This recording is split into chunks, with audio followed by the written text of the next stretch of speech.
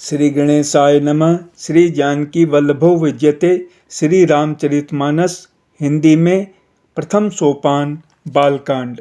दोहा संख्या 25 के आगे। नाम ही के प्रसाद से शिवजी अविनाशी हैं और अमंगल वेश वाले होने पर भी मंगल की राशि हैं। सुखदेव जी और सनकादि सिद्ध मुनि योगी गण नाम के ही प्रसाद से ब्रह्मानंद को भोगते हैं। नारद जी ने नाम के प्रताप को जाना है। हरि सारे संसार को प्यारे हैं, हरि को हर प्यारे हैं और आप श्री नारद जी हरि और हर दोनों को प्रिय हैं। नाम के जपने से प्रभु ने कृपा की, जिससे प्रहलाद भक्त शिरोमणि हो गए। ध्रुव जी ने ग्लानि से विमाता के वचनों से दुखी होकर सकाम भाव से हरि नाम को जपा और उसके प्रताप से अचल अनुपम स्थान ध्रुव लोक प्राप्त किया। हनुमान जी ने पवित्र नाम का स्मरण करके श्री राम जी को अपने वश में कर रखा है। नीच अजामिल गज और गणिका वैश्या भी श्री हरि के नाम के प्रभाव से मुक्त हो गए। मैं नाम की बड़ाई कहाँ तक कहूँ, राम भी नाम के गुणों को नहीं गा सकते। कलयुग में राम का नाम कल्पतरु मनचाहा पदार्थ देने वाला और कल्याण का निवास मुक्ति का घर है, जिसको स्मरण करने से भांग सा निकृष्ट तुलसीदास तुलसी के समान पवित्र हो गया। केवल कलयुग की ही बात नहीं है, चारों युगों में, तीनों कालों में और तीनों लोकों में नाम को जप कर जीव शोक रहित हुए हैं। वेद पुराण और संतों का मत यही है कि समस्त पुण्यों का फल श्री राम जी में या राम नाम में प्रेम होना है। पहले सतयुग में ध्यान से, दूसरे त्रेता युग में यज्ञ से और द्वापर में पूजन से भगवान प्रसन्न होते हैं। परंतु कलयुग केवल पाप की जड़ और मलिन है। इसमें मनुष्यों का मन पाप रूपी समुद्र में मछली बना हुआ है, अर्थात पाप से कभी अलग होना ही नहीं चाहता। इससे ध्यान, यज्ञ और पूजन नहीं बन सकते। ऐसे कराल कलयुग के काल में तो नाम ही कल्पवृक्ष है, जो स्मरण करते ही संसार के सब जंजालों को नाश कर देने वाला है। कलयुग में यह राम नाम मनोवांछित फल देने वाला है, परलोक का परम हितैषी और इस लोक का माता पिता है, अर्थात परलोक में भगवान का परम धाम देता है और इस लोक में माता पिता के समान सब प्रकार से पालन और रक्षण करता है। कलयुग में न कर्म है, न भक्ति है और न ज्ञान ही है। राम नाम ही एक आधार है। कपट की खान कलयुग रूपी कालनेमी के मारने के लिए राम नाम ही बुद्धिमान और समर्थ श्री हनुमान जी हैं। राम नाम श्री नरसिंह भगवान है। कलयुग हिरण्यकश्यप है और जप करने वाले जन प्रहलाद के समान है। यह राम नाम देवताओं के शत्रु कलयुग रूपी दैत्य को मारकर जप करने वालों की रक्षा करेगा। अच्छे भाव प्रेम से, बुरे भाव वैर से, क्रोध से या आलस्य से, किसी तरह से भी नाम जपने से दसों दिशाओं में कल्याण होता है। उसी परम कल्याणकारी राम नाम का स्मरण करके श्री रघुनाथ जी को मस्तक नवाकर मैं राम जी के गुणों का वर्णन करता हूँ। वे श्री राम जी मेरी बिगड़ी सब तरह से सुधार लेंगे, जिनकी कृपा करने से नहीं अघाती। राम से उत्तम स्वामी और मुझ सरीखा बुरा सेवक, इतने पर भी उन दयानिधि ने अपनी ओर देखकर मेरा पालन किया है। लोक और वेदों में भी अच्छे स्वामी की यही रीति प्रसिद्ध है कि वह विनय सुनते ही प्रेम को पहचान लेता है। अमीर गरीब, गंवार नगर निवासी, पंडित मूर्ख, बदनाम यशस्वी, सुकवि कुकवि, सभी नर नारी अपनी अपनी बुद्धि के अनुसार राजा की सराहना करते हैं और साधु, बुद्धिमान, सुशील, ईश्वर के अंश से उत्पन्न कृपालु राजा सबकी सुनकर और उनकी वाणी, भक्ति, विनय और चाल को पहचान कर सुंदर मीठी वाणी से सबका यथा योग्य सम्मान करते हैं। यह स्वभाव तो संसारी राजाओं का है। कौशलनाथ श्री रामचंद्र जी तो चतुर शिरोमणि हैं। श्री राम जी तो विशुद्ध प्रेम से ही रीझते हैं, पर जगत में मुझसे बढ़कर मूर्ख और मलिन बुद्धि और कौन होगा। तथापि कृपालु श्री रामचंद्र जी मुझ दुष्ट सेवक की प्रीति और रुचि को अवश्य रखेंगे, जिन्होंने पत्थरों को जहाज और बंदर भालुओं को बुद्धिमान मंत्री बना लिया। सब लोग मुझे श्री राम जी का सेवक कहते हैं और मैं भी बिना लज्जा संकोच के कहलाता हूँ, कहने वालों का विरोध नहीं करता। कृपालु श्री राम जी इस निंदा को सहते हैं कि श्री सीतानाथ जी जैसे स्वामी का तुलसीदास सा सेवक है। यह मेरी बहुत बड़ी ढिठाई और दोष है। मेरे पाप को सुनकर नरक ने भी नाक सिकोड़ ली है, अर्थात नरक में भी मेरे लिए ठौर नहीं है।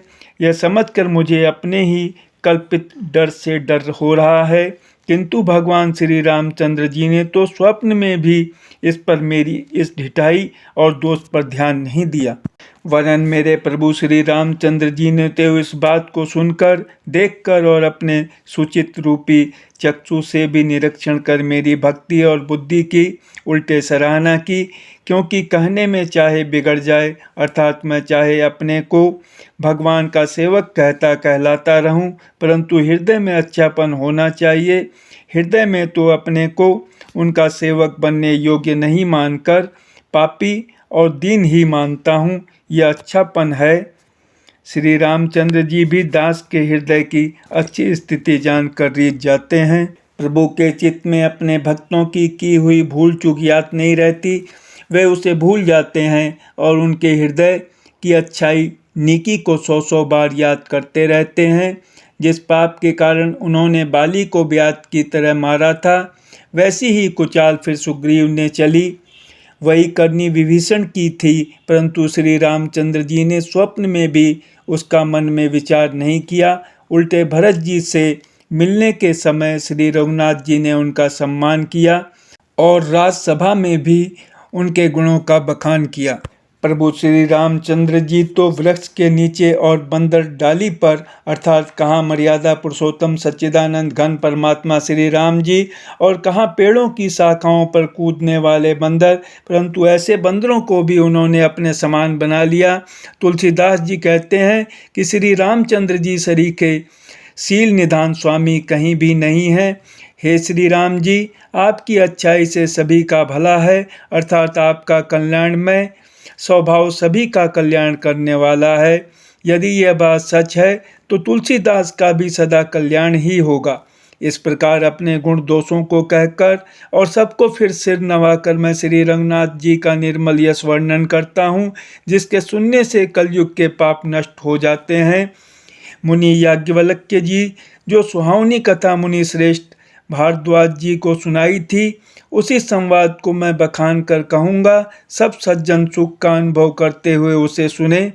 शिव जी ने पहले इस सुहावने चरित्र को रचा, फिर कृपा करके पार्वती जी को सुनाया। वही श्री शिव जी ने काकभूषणी जी को राम भक्त और अधिकारी पहचान कर दिया। उन काकभूषणी जी से फिर याज्ञवल्क्य जी ने पाया और उन्होंने फिर उसे भारद्वाज जी को गाकर सुनाया। वे दोनों वक्ता और श्रोता याज्ञवल्क्य और भारद्वाज समानशील वाले और समदर्शी हैं और श्री हरि की लीला को जानते हैं। वे अपने ज्ञान से तीनों कालों की बातों को हथेली पर रखे हुए आंवले के समान प्रत्यक्ष जानते हैं। और भी जो सुजान भगवान की लीलाओं का रहस्य जानने वाले हरि भक्त हैं, वे इस चरित्र को नाना प्रकार से कहते सुनते और समझते हैं। फिर वही कथा मैंने वाराह क्षेत्र में अपने गुरुजी से सुनी, परंतु उस समय मैं लड़कपन के कारण बहुत बेसमझ था, इससे उसको उस प्रकार अच्छी तरह समझा नहीं। श्री राम जी की गूढ़ कथा के वक्ता कहने वाले और श्रोता सुनने वाले दोनों ज्ञान के खजाने पूरे ज्ञानी होते हैं। मैं कलयुग के पापों से ग्रसा हुआ महामूढ़ जड़ जीव भला उसको कैसे समझ सकता था। तो भी गुरुजी ने जब बार बार कथा कही तब बुद्धि के अनुसार कुछ समझ में आई, वही अब मेरे द्वारा भाषा में रची जाएगी, जिससे मेरे मन को संतोष हो। जैसा कुछ मुझ में बुद्धि और विवेक का बल है, मैं हृदय में हरि की प्रेरणा से उसी के अनुसार कहूँगा। मैं अपने संदेह, अज्ञान और भ्रम को हरने वाली कथा रचता हूँ, जो संसार रूपी नदी के पार करने के लिए नाव है। राम कथा पंडितों को विश्राम देने वाली, सब मनुष्यों को प्रसन्न करने वाली और कलयुग के पापों का नाश करने वाली है। राम कथा कलयुग रूपी सांप के लिए मोरनी है और विवेक रूपी अग्नि के प्रकट करने के लिए अग्नि मंथन की जाने वाली लकड़ी है। अर्थात इस कथा से ज्ञान की प्राप्ति होती है। राम कथा कलयुग में सब मनोरथों को पूर्ण करने वाली कामधेनु गौ है और सज्जनों के लिए सुंदर संजीवनी जड़ी है। पृथ्वी पर यही अमृत की नदी है, जन्म मरण रूपी भय का नाश करने वाली और भ्रम रूपी मेढकों को खाने के लिए सर्पणी है। यह राम कथा असुरों की सेना के समान नरकों का नाश करने वाली और साधु रूप देवताओं के कुल का हित करने वाली पार्वती दुर्गा है। यह संत समाज रूपी क्षीर समुद्र के लिए लक्ष्मी जी के समान है और संपूर्ण विश्व का भार उठाने में अचल पृथ्वी के समान है। यमदूतों के मुख पर कालिक लगाने के लिए यह जगत में यमुना जी के समान है और जीवों को मुक्ति देने के लिए मानो काशी ही है। यह श्री राम जी को पवित्र तुलसी के समान प्रिय है और तुलसीदास के लिए हुलसी तुलसीदास जी की माता के समान हृदय से हित करने वाली है। यह राम कथा शिव जी को नर्मदा जी के समान प्यारी है। यह सब सिद्धियों की तथा सुख संपत्ति की राशि है। सद्गुण रूपी देवताओं के उत्पन्न और पालन पोषण करने के लिए माता आदित्य के समान है। श्री रघुनाथ जी की भक्ति और प्रेम की परम सीमा सी है। तुलसीदास जी कहते हैं कि राम कथा मंदाकिनी नदी है, सुंदर निर्मल चित्रकूट है और सुंदर स्नेह ही वन है जिसमें श्री सीताराम जी विहार करते हैं। श्री रामचंद्र जी का चरित सुंदर चिंतामणि है और संतों की सुबुद्धि रूपी स्त्री का सुंदर श्रृंगार है। श्री रामचंद्र जी के गुण समूह जगत का कल्याण करने वाले और मुक्ति, धन, धर्म और परम धाम के देने वाले हैं। ज्ञान, वैराग्य और योग के लिए सद्गुरु है और संसार रूपी भयंकर रोग का नाश करने के लिए देवताओं के वैद्य अश्विनी कुमार के समान है। यह श्री सीताराम जी के प्रेम के उत्पन्न करने के लिए माता पिता है और संपूर्ण व्रत, धर्म और नियमों के बीज हैं। पाप, संताप और शोक का नाश करने वाले तथा इस लोक और परलोक के प्रिय पालन करने वाले हैं। विचार ज्ञान रूपी राजा के सूरवीर मंत्री और लोभ रूपी अपार समुद्र के सोखने के लिए अगस्त्य मुनि है। भक्तों के मन रूपी वन में बसने वाले काम, क्रोध और कलयुग के पाप रूपी हाथियों के मारने के लिए सिंह के बच्चे हैं। शिव जी के पूज्य और प्रियतम अतिथि हैं और दरिद्रता रूपी दावानल के बुझाने के लिए कामना पूर्ण करने वाले मेघ हैं। विश्व रूपी सांप का जहर उतारने के लिए मंत्र और महामणि हैं। ये ललाट पर लिखे हुए कठिनता से मिटने वाले बुरे लेखों, मंद प्रारब्ध को मिटा देने वाले हैं। अज्ञान रूपी अंधकार के हरण करने के लिए सूर्य किरणों के समान और सेवक रूपी धान के पालन करने में मेघ के समान है। मनोवांछित वस्तु देने में श्रेष्ठ कल्प वृक्ष के समान है और सेवा करने में हरिहर के समान सुलभ और सुख देने वाले हैं। सुकवि रूपी शरद ऋतु के मन रूपी आकाश को सुशोभित करने के लिए तारागण के समान और श्री राम जी के भक्तों के तो जीवन धन ही हैं। संपूर्ण पुण्यों के फल महान भोगों के समान है। जगत का छल रहित यथार्थ हित करने में साधु संतों के समान है। सेवकों के मन रूपी मानसरोवर के लिए हंस के समान और पवित्र करने में गंगा जी की तरंग मालाओं के समान है। श्री राम जी के गुणों के समूह कुमार, कुतर्क, कुचाल और कलयुग के कपट, दंभ और पाखंड के जलाने के लिए वैसे ही है जैसे ईंधन के लिए प्रचंड अग्नि। रामचरित्र पूर्णिमा के चंद्रमा की किरणों के समान सभी को सुख देने वाले हैं, परंतु सज्जन रूपी कुमुदनी और चकोर के चित्त के लिए तो विशेष हितकारी और महान लाभदायक है। जिस प्रकार श्री पार्वती जी ने श्री शिव जी से प्रसन्न किया और जिस प्रकार से श्री शिव जी ने विस्तार से उसका उत्तर कहा, वह सब कारण मैं विचित्र कथा की रचना करके गाकर कहूँगा। जिसने यह कथा पहले न सुनी हो वह इसे सुनकर आश्चर्य न करे। जो ज्ञानी इस विचित्र कथा को सुनते हैं वह यह जानकर आश्चर्य नहीं करते कि संसार में राम कथा की कोई सीमा नहीं है, राम कथा अनंत है। उनके मन में ऐसा विश्वास रहता है। नाना प्रकार से श्री रामचंद्र जी के अवतार हुए हैं और 100 करोड़ तथा अपार रामायण है। कल्प भेद के अनुसार श्री हरि के सुंदर चरित्रों को मुनीश्वरों ने अनेकों प्रकार से गाया है। हृदय में ऐसा विचार कर संदेह न कीजिए और आदर सहित प्रेम से इस कथा को सुनिए। श्री रामचंद्र जी अनंत हैं, उनके गुण भी अनंत हैं और उनकी कथाओं का विस्तार भी असीम है। अतएव जिनके विचार निर्मल हैं वे इस कथा को सुनकर आश्चर्य नहीं मानेंगे। इस प्रकार सब संदेहों को दूर करके और श्री गुरु जी के चरण कमलों की रज को सिर पर धारण करके मैं पुनः हाथ जोड़कर सबकी विनती करता हूँ, जिससे कथा की रचना में कोई दोष स्पर्श न करने आवे। अब मैं आदर पूर्वक श्री शिव जी को सिर नवाकर श्री रामचंद्र जी के गुणों की निर्मल कथा कहता हूँ। श्री हरि के चरणों पर सिर रखकर संवत 1631 में इस कथा का आरंभ करता हूँ। चैत्र मास की 9वीं तिथि मंगलवार को श्री अयोध्या जी में यह चरित्र प्रकाशित हुआ, जिस दिन श्री राम जी का जन्म होता है। वेद कहते हैं कि उस दिन सारे तीर्थ वहाँ श्री अयोध्या जी में चले आते हैं। असुर, नाग, पक्षी, मनुष्य, मुनि और देवता सब अयोध्या जी में आकर श्री रघुनाथ जी की सेवा करते हैं। बुद्धिमान लोग जन्म का महोत्सव मनाते हैं और श्री राम जी की सुंदर कीर्ति का गान करते हैं। सज्जनों के बहुत से समूह उस दिन श्री सरयू जी के पवित्र जल में स्नान करते हैं और हृदय में सुंदर श्याम शरीर श्री रघुनाथ जी का ध्यान करके उनके नाम का जप करते हैं। वेद पुराण कहते हैं कि श्री सरयू जी का दर्शन, स्पर्श, स्नान और जलपान पापों को हरता है। यह नदी बड़ी ही पवित्र है, इसकी महिमा अनंत है, जिसे विमल बुद्धि वाली सरस्वती जी भी नहीं कह सकती।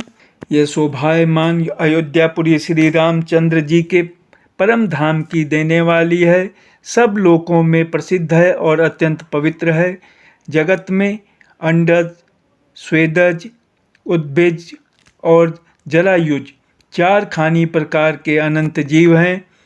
इनमें से जो कोई भी अयोध्या जी में शरीर छोड़ते हैं वे फिर संसार में नहीं आते, जन्म मृत्यु के चक्कर से छूटकर भगवान के परम धाम में निवास करते हैं। इस अयोध्यापुरी को सब प्रकार से मनोहर, सब सिद्धियों की देने वाली और कल्याण की खान समझकर मैंने इस निर्मल कथा का आरंभ किया, जिसके सुनने से काम, मद और दंभ नष्ट हो जाते हैं। इसका नाम रामचरितमानस है, जिसके कानों से सुनते ही शांति मिलती है। मन रूपी हाथी विषय रूपी दावा नल में जल रहा है, वह यदि इस रामचरितमानस रूपी सरोवर में आ पड़े तो सुखी हो जाए। यह रामचरितमानस मुनियों का प्रिय है। इस सुहावने और पवित्र मानस की शिव जी ने रचना की। यह तीनों प्रकार के दोषों, दुखों और दरिद्रता को तथा कलयुग की कुचालों और सब पापों का नाश करने वाला है। श्री महादेव जी ने इसको रचकर अपने मन में रखा था और सुअवसर पाकर पार्वती जी से कहा। इसी से शिव जी ने इसको अपने हृदय में देखकर और प्रसन्न होकर इसका सुंदर रामचरितमानस नाम रखा। मैं उसी सुख देने वाली सुहावनी राम कथा को कहता हूँ। हे सज्जनों, आदर पूर्वक मन लगाकर इसे सुनिए। यह रामचरितमानस जैसा है, जिस प्रकार बना है और जिस हेतु से जगत में इसका प्रचार हुआ है, अब वही सब कथा मैं श्री उमा महेश्वर का स्मरण करके कहता हूँ। श्री शिव जी की कृपा से उसके हृदय में सुंदर बुद्धि का विकास हुआ, जिससे यह तुलसीदास श्री रामचरितमानस का कवि हुआ। अपनी बुद्धि के अनुसार तो वह इसे मनोहर ही बनाता है, किंतु फिर भी हे सज्जनों, सुंदर चित्त से सुनकर इसे आप सुधार लीजिए। सुंदर सात्विकी बुद्धि भूमि है, हृदय ही उसमें गहरा स्थान है। वेद पुराण समुद्र हैं और साधु संत मेघ हैं। वे साधु रूपी मेघ श्री राम जी के सुयश रूपी सुंदर, मधुर, मनोहर और मंगलकारी जल की वर्षा करते हैं। सगुण लीला का जो विस्तार से वर्णन करते हैं, वही राम सुयश रूपी जल की निर्मलता है, जो मल का नाश करती है। और जिस प्रेम भक्ति का वर्णन नहीं किया जा सकता, वही इस जल की मधुरता और सुंदर शीतलता है। वह राम सुयश रूपी जल सत्कर्म रूपी धान के लिए हितकर है और श्री राम जी के भक्तों का तो जीवन ही है। वह पवित्र जल बुद्धि रूपी पृथ्वी पर गिरा और सिमट कर सुहावने कान रूपी मार्ग से चला और मानस हृदय रूपी श्रेष्ठ स्थान में भरकर वहीं स्थिर हो गया। वही पुराना होकर सुंदर, रुचिकर, शीतल और सुखदायी हो गया। इस कथा में बुद्धि से विचार कर जो 4 अत्यंत सुंदर और उत्तम संवाद भुसुंडी, गरुड़, शिव पार्वती, याज्ञवल्क्य, भारद्वाज और तुलसीदास और संत रचे हैं, वही इस पवित्र और सुंदर सरोवर के 4 मनोहर घाट हैं। 7 कांड ही इस मानस सरोवर की सुंदर 7 सीढ़ियां हैं, जिनको ज्ञान रूपी नेत्रों से देखते ही मन प्रसन्न हो जाता है। श्री रघुनाथ जी की निर्गुण, प्राकृतिक गुणों से अतीत और निर्बाध एक रस महिमा का जो वर्णन किया जाएगा, वही इस सुंदर जल की अथाह गहराई है। श्री रामचंद्र जी और सीता जी का यश अमृत के समान जल है। इसमें जो उपमाएं दी गई हैं, वही तरंगों का मनोहर विलास है। सुंदर चौपाइयाँ ही इसमें घनी फैली हुई पुरइन कमलिनी है और कविता की युक्तियाँ सुंदर मणि मोती उत्पन्न करने वाली सुहावनी सीपियाँ हैं। जो सुंदर छंद, सोठे और दोहे हैं, वही इसमें बहुरंगे कमलों के समूह सुशोभित हैं। अनुपम अर्थ, ऊंचे भाव और सुंदर भाषा ही पराग, पुष्परज, मकरंद, पुष्परस और सुगंध है। सत्कर्मों पुण्यों के पुंज भौरों की सुंदर पंक्तियां हैं। ज्ञान, वैराग्य और विचार हंस हैं। कविता की ध्वनि, वक्रोक्ति, गुण और जाति ही अनेकों प्रकार की मनोहर मछलियां हैं। अर्थ, काम, मोक्ष, ये चारों ज्ञान विज्ञान का विचार के कहना, काव्य के 9 रस, जप, तप, योग और वैराग्य के प्रसंग, ये सब इस सरोवर के सुंदर जलचर जीव हैं। सुकृति पुण्यात्मा जनों के, साधुओं के और श्री राम नाम के गुणों का गान ही विचित्र जल पक्षियों के समान है। संतों की सभा ही इस सरोवर के चारों ओर की अमराई आम की बगीचियां हैं और श्रद्धा वसंत ऋतु के समान कही गई है। नाना प्रकार से भक्ति का निरूपण और क्षमा, दया तथा दम, इंद्रिय निग्रह, लताओं के मंडप है। मन का निग्रह, यम, अहिंसा, सत्य, असत्य, ब्रह्मचर्य और अपरिग्रह, नियम, शौच, संतोष, तप, स्वाध्याय और ईश्वर प्रणिधान ही उनके फूल हैं। ज्ञान फल है और श्री हरि के चरणों में प्रेम ही इस ज्ञान रूपी फल का रस है, ऐसा वेदों ने कहा है। इस रामचरितमानस में और भी जो अनेक प्रसंगों की कथाएं हैं, वे ही इसमें तोते, कोयल आदि रंग बिरंगे पक्षी हैं। कथा में जो रोमांच होता है, वही वाटिका, बाग और वन है, और जो सुख होता है, वही सुंदर पक्षियों का विहार है। निर्मल मन ही माली है, जो प्रेम रूपी जल से सुंदर नेत्रों द्वारा उनको सींचता है। जो लोग इस चरित्र को सावधानी से गाते हैं, वे ही इस तालाब के चतुर रखवाले हैं, और जो स्त्री पुरुष सदा आदर पूर्वक इसे सुनते हैं, वे ही इस सुंदर मानस के अधिकारी उत्तम देवता हैं। जो अति दुष्ट और विषयी हैं, वे अभागे बगुले और कौवे हैं, जो इस सरोवर के समीप नहीं जाते, क्योंकि यहाँ इस मानस सरोवर में घोंगे, मेढक और सेवार के समान विषय रस की नाना कथाएं नहीं हैं। इसी कारण बेचारे कौवे और बगुले रूपी विषयी लोग यहाँ आते हुए हृदय में हार मान जाते हैं, क्योंकि इस सरोवर तक आने में कठिनाइयाँ बहुत हैं। श्री राम जी की कृपा बिना यहाँ नहीं आया जाता। घोर कुसंग ही भयानक बुरा रास्ता है। उन कुसंगियों के वचन ही बाघ, सिंह और सांप हैं। घर के कामकाज और गृहस्थी के भांति भांति के जंजाल ही अत्यंत दुर्गम बड़े बड़े पहाड़ हैं। मोह, मद और मान ही बहुत से बीहड़ वन हैं, और नाना प्रकार के कुतर्क ही भयानक नदियां हैं। जिनके पास श्रद्धा रूपी राह खर्च नहीं है और संतों का साथ नहीं है, और जिनको श्री रघुनाथ जी प्रिय नहीं है, उनके लिए यह मानस अत्यंत ही अगम है। अर्थात श्रद्धा, सत्संग और भगवत प्रेम के बिना कोई इसको नहीं पा सकता। यदि कोई मनुष्य कष्ट उठाकर वहाँ तक पहुँच भी जाए, तो वहाँ जाते ही उसे नींद रूपी जूड़ी आ जाती है। हृदय में मूर्खता रूपी बड़ा कड़ा जाड़ा लगने लगता है, जिससे वहाँ जाकर भी वह अभागा स्नान नहीं कर पाता। उससे उस सरोवर में स्नान और उसका जलपान तो किया नहीं जाता, वह अभिमान सहित लौट आता है। फिर यदि कोई उससे वहाँ का हाल पूछने आता है तो वह अपने अभाग्य की बात न कहकर सरोवर की निंदा करके उसे समझाता है। ये सारे विघ्न उसको नहीं व्यापते, बाधा नहीं देते। जिसे श्री रामचंद्र जी सुंदर कृपा की दृष्टि से देखते हैं, वही आदर पूर्वक इस सरोवर में स्नान करता है और महान भयानक त्रिताप से, आध्यात्मिक, आधि दैविक, आधि भौतिक तापों से नहीं जलता। जिनके मन में श्री रामचंद्र जी के चरणों में सुंदर प्रेम है, वे इस सरोवर को कभी नहीं छोड़ते। हे भाई, जो इस सरोवर में स्नान करना चाहें, वह मन लगाकर सत्संग करें।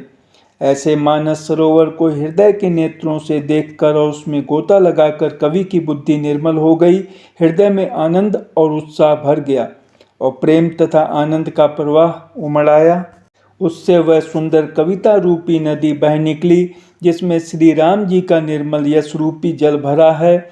इस कविता रूपिणी नदी का नाम सरयू है, जो संपूर्ण सुंदर मंगलों की जड़ है। लोकमत और वेदमत इसके दो सुंदर किनारे हैं। यह सुंदर मानस सरोवर की कन्या सरयू नदी बड़ी पवित्र है और कलयुग के छोटे बड़े पाप रूपी तिनकों और वृक्षों को जड़ से उखाड़ फेंकने वाली है। तीनों प्रकार के श्रोताओं का समाज ही इस नदी के दोनों किनारों पर बसे हुए पूर्वे गांव और नगर हैं और संतों की सभा ही सब सुंदर मंगलों की जड़ अनुपम अयोध्या जी हैं। सुंदर कीर्ति रूपी सुहावनी सरयू जी राम भक्ति रूपी गंगा जी में जा मिली। छोटे भाई लक्ष्मण सहित श्री राम जी के युद्ध का पवित्र यश रूपी सुहावना महानद सोन उसमें आ मिला। दोनों के बीच में भक्ति रूपी गंगा जी की धारा ज्ञान और वैराग्य के सहित शोभित हो रही है। ऐसी तीनों तापों को डराने वाली ये तिमुहानी नदी राम स्वरूप रूपी समुद्र की ओर जा रही है। इस कीर्ति रूपी सरयू का मूल मानस श्री रामचरित है और ये राम भक्ति रूपी गंगा जी में मिली है, इसलिए यह सुनने वाले सज्जनों के मन को पवित्र कर देगी। इसके बीच बीच में जो भिन्न भिन्न प्रकार की विचित्र कथाएं हैं, वे ही मानो नदी तट के आसपास के वन और बाग हैं। श्री पार्वती जी और शिव जी के विवाह के बाराती इस नदी में बहुत प्रकार के असंख्य जलचर जीव हैं। श्री रघुनाथ जी के जन्म की आनंद की बधाइयाँ ही इस नदी के भंवर और तरंगों की मनोहरता हैं।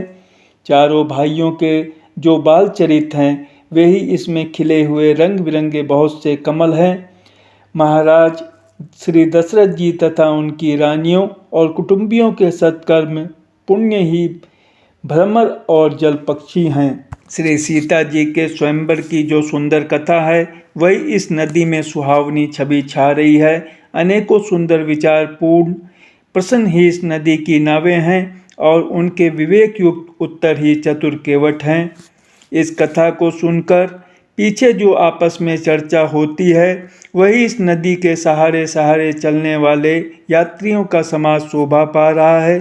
परशुराम जी का क्रोध इस नदी की भयानक धारा है और श्री रामचंद्र जी के श्रेष्ठ वचन ही सुंदर बंधे हुए घाट हैं।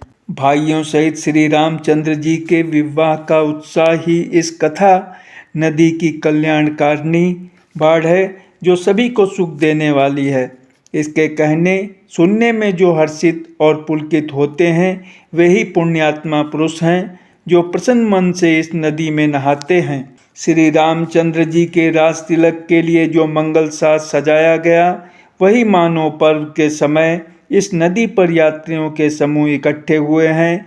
कैकेयी की कुबुद्धि ही इस नदी में काई है, जिसके फलस्वरूप बड़ी भारी विपत्ति आ पड़ी। संपूर्ण अनगिनत उत्पातों को शांत करने वाला भरत जी का चरित्र नदी तट पर किया जाने वाला जप यज्ञ है।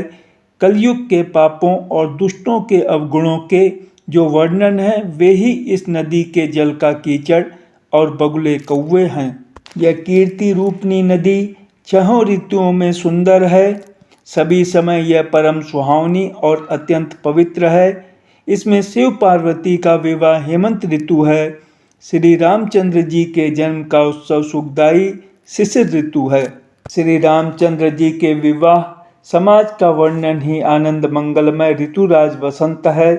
श्री राम जी का वन गमन दूसरा ग्रीष्म ऋतु है और मार्ग की कथा ही कड़ी धूप और लू है।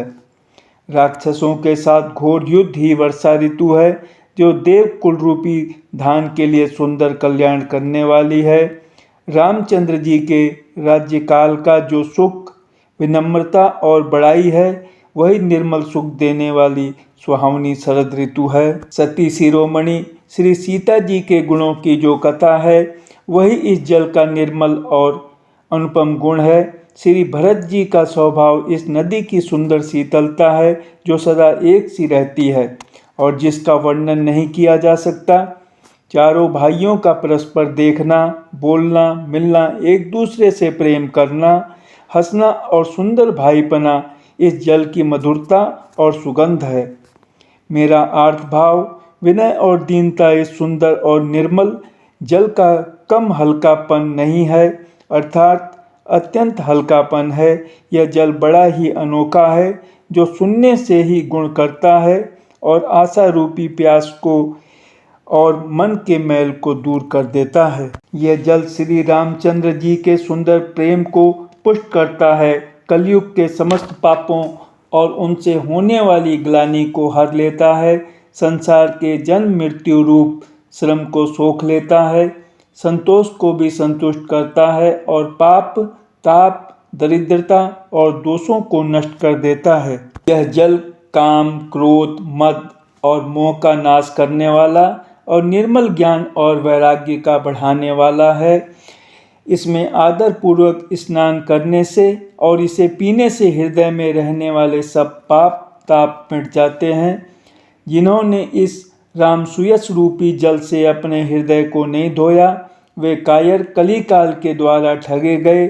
जैसे प्यासा हिरन सूर्य की किरणों के रेत पर पड़ने से उत्पन्न हुए जल के भ्रम को वास्तविक जल समझकर पीने को दौड़ता है और जल न पाकर दुखी होता है, वैसे ही वे कलयुग से ठगे हुए जीव भी विषयों के पीछे भटककर दुखी होंगे। अपनी बुद्धि के अनुसार इस सुंदर जल के गुणों को विचार कर उसमें अपने मन को स्नान कराकर और श्री भवानी शंकर को स्मरण करके कवि तुलसीदास सुंदर कथा कहता है। मैं अब श्री रघुनाथ जी के चरण कमलों को हृदय में धारण कर और उनका प्रसाद पाकर दोनों श्रेष्ठ मुनियों के मिलन का सुंदर संवाद वर्णन करता हूँ। भारद्वाज मुनि प्रयाग में बसते हैं। उनका श्री राम जी के चरणों में अत्यंत प्रेम है। वे तपस्वी, निग्रहित चित्त, जितेंद्रिय, दया के निदान और परमार्थ के मार्ग में बड़े ही चतुर हैं। माघ में जब सूर्य मकर राशि पर जाते हैं, तब सब लोग तीर्थराज प्रयाग को आते हैं। देवता, दैत्य, किन्नर और मनुष्यों के समूह सब आदर पूर्वक त्रिवेणी में स्नान करते हैं। श्री वेणी माधव जी के चरण कमलों को पूजते हैं और अक्षय वट का स्पर्श कर उनके शरीर पुलकित होते हैं।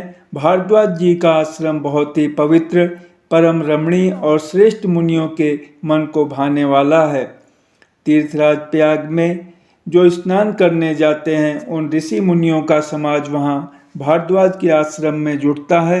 प्रातःकाल सब उत्साह पूर्वक स्नान करते हैं और फिर परस्पर भगवान के गुणों की कथाएं कहते हैं।